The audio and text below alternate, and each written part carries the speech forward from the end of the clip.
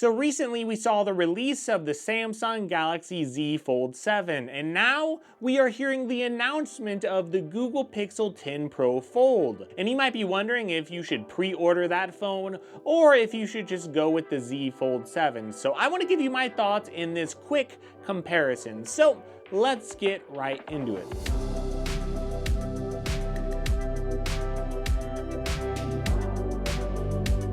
So a lot of you know I made a video about the Z Fold 7 talking about myself as a foldable skeptic. Foldable phones have often been less durable. We've often seen foldable phones release with worse cameras than the flagship phones out there. And foldable phones can be pretty heavy, and that can be a little bit obnoxious when you're trying to carry your foldable phones around. Well, now we see the Z Fold 7 took a lot of those issues and they really resolved at least most of them. The Z Fold 7 is more durable than previous years. It can be folded and unfolded a little bit more. We also see the Z Fold 7 has a better main camera sensor, the same main camera sensor as the Galaxy S25 Ultra, and the Z Fold 7 is also lighter. It's even lighter than the regular Galaxy S25 Ultra. So we get a flagship phone on the outside, but whenever you open it up, you get a tablet, but it's lighter than a normal flagship phone, and that is a really big deal. But the Z Fold 7 does have some compromises. It does not have IP68 certification. It still doesn't have the great zoom cameras that we see from the Galaxy S25 Ultra. And the battery size is a little bit smaller. Well, now we do have the Google Pixel 10 Pro Fold. It has been announced with all of the specs, and the Google Pixel 10 Pro Fold does solve some of the things that Samsung is not willing to solve. For example, we do get a bigger battery in the Google Pixel 10 Pro Fold, over 5,000 milliamps, and that is a substantial difference from the 4,400 we see from the Z Fold 7. We also have water and dust resistance with an IP68 rating, so it's going to be a little more durable in my opinion than even the Z Fold 7, which the Z Fold 7 is already pretty durable. Even Jerry Rig couldn't break it. But either way, the Z Fold 7, it's not fully dust resistant in the same way that we get from the Google Pixel 10 Pro Fold. Now, I almost forgot to mention Pixel Snap, because now we have MagSafe accessories that will work on the Google Pixel 10 Pro Fold. Now this Pixel Snap will allow you to magnetically attach things to your phone, and you can even attach your phone to some type of stand or mount.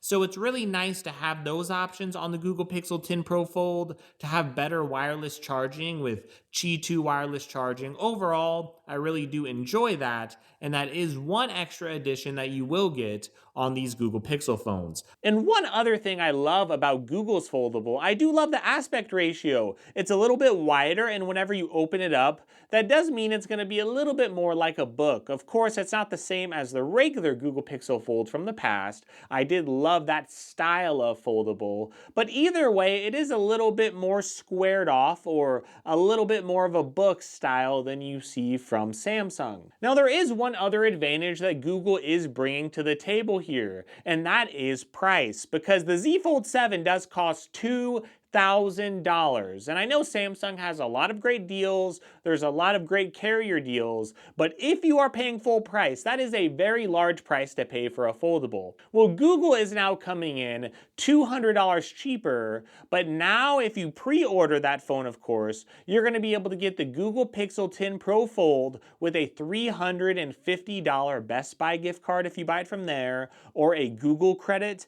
And if you are subscribed to Google's program, like the Google One program and all of that, like if you have their higher tier storage option, you are going to be able to get even more money in Google credit that you could use on their store. So if you were going to spend like $2,000 on the Z Fold 7, and you could get this Google foldable for $1,800 and get a $350 gift card, that's basically like $500 cheaper if you factor in all the value there. That is a substantial deal that a lot of people will want to jump on, but you have to understand that if we look at the overall package, I do technically think Samsung pulls ahead compared to Google. but not by much, and of course, not for everyone. Some people will prefer the Google Pixel software. They might prefer Google's new design because they do have a new hinge that doesn't have all of those components. It's supposed to last a lot longer, and also getting that dust resistance. Those things might be a bigger deal to you. But if I look at the overall picture, I do still think the Z Fold 7 is a little bit better for most people. Because the Z Fold 7 has a better processor, it has a better main camera sensor, it has the same main camera sensor again as that S25 Ultra.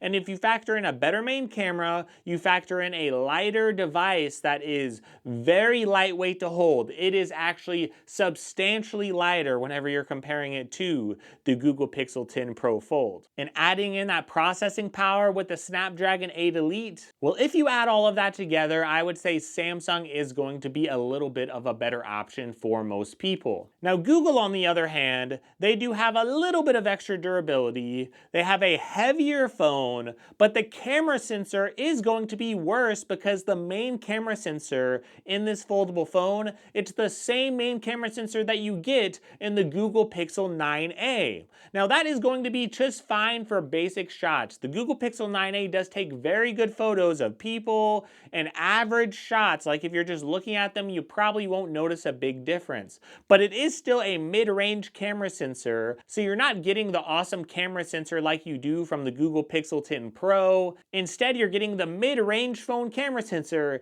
inside the foldable phone from Google, and that is a little bit of a concern to me. So you get slightly better durability, but worse cameras, a worse processor, and overall a worse design because it's just a lot heavier. The one thing Google does have going for it though is the battery size. If you do want more battery life, maybe you like the aspect ratio better, and you want a little bit of extra durability, maybe you're willing to deal with the weight, or maybe you're willing to deal with slightly worse cameras, especially if you save like $500 compared to what Samsung provides. Google is giving you a better overall value, assuming you're not getting any deals on the Z Fold 7. And if you get a much better value, you're still going to get a good camera sensor as far as the main sensor. You're going to get a very good software experience. I personally love Google Pixel software more than Samsung's. And even though the processor is a little bit slower, this is actually their new in-house processor that is built to work a little bit better with AI, and they did work with TSMC now, so it is supposed to be more efficient.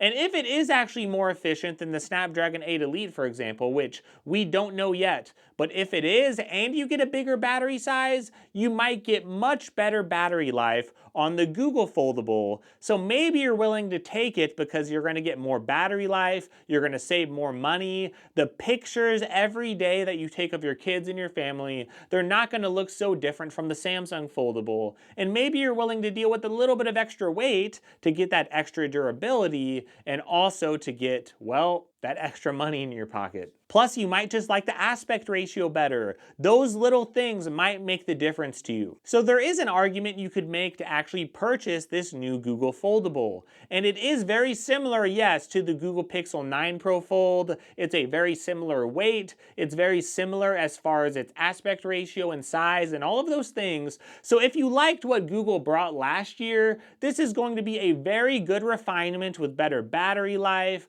with similar camera quality compared to that phone, but much better durability, and that is going to be a massive deal. But some people aren't going to like the design, and I think a lot of people out there, they might be willing to sacrifice 30 minutes or an hour or maybe 2 hours of screen on time on their phone if they are willing to get a way thinner foldable phone. And if you look at the Z Fold 7, I think you're going to get the best main camera sensor. Again, you're going to get a terrific experience. It's still going to be very, very durable. Even with some minor dust and things, you're not going to have a problem with it. It still has good water resistance on it, and it's going to have a better processor. It's going to be better for gaming. It's going to be better whenever you push your phone to the limit. So even though it's like $200 more in the retail price, I do think a lot of people will be tempted to go with that phone because it just feels better all around. And sometimes one of the most important factors whenever you buy a phone is how it feels in the hand and how does it feel to use it every single day. day. And I think the Z Fold 7 really nails that. Even though it's not perfect, I do think a lot of people are going to be tempted to go that route, and for a very good reason. I do believe it's going to be the best foldable phone that we see in the United States this year. Now, I am going to test the Pixel 10 Pro Fold out for myself. I will have a full review whenever I get to it. So keep that in mind. I will actually keep an open mind, but I will say I'm leaning a little bit towards Samsung here. But I'm going to give Google a chance because I love that aspect ratio more. I like Google's software more. So maybe I'm actually willing to compromise a little on the cameras in exchange for saving a little money. I'm really excited to try out this folding phone. So hopefully this video has given you an idea of what you should be looking to pre-order. If you would like links, again, they are in the description, and that is a great way to support my channel. Another thing you could do is also check out some other videos. Now, if you want any other foldable content or tablet content, Android content, I do have you covered. Feel free to check out some other stuff that I have. Either way, no matter what you're going through in life, I hope you have a great day, and I really, really hope you enjoy your week and that you enjoy a little more Android content here.